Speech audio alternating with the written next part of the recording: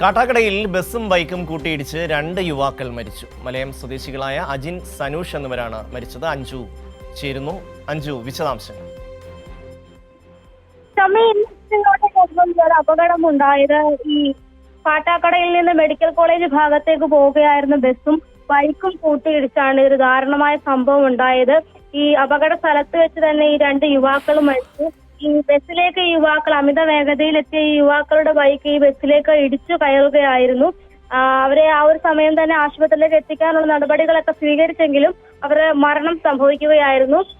മലയം സ്വദേശികളായ അജിൻ, സനൂഷ് എന്നീ 2 പേരാണ് മരിച്ചിരിക്കുന്നത്. ഇവരുടെ മൃതദേഹം ഇപ്പോൾ കാട്ടാക്കടയിൽ ഒരു സ്വകാര്യ ആശുപത്രിയിൽ സൂക്ഷിച്ചിരിക്കുകയാണ്. ഈ ബാക്കി നടപടി കാര്യങ്ങളൊക്കെ നടത്തി നാളെ ആയിരിക്കും ഇവരുടെ സംസ്കാര ചടങ്ങുകൾ അടക്കം നടക്കുക. ഷമ്മി,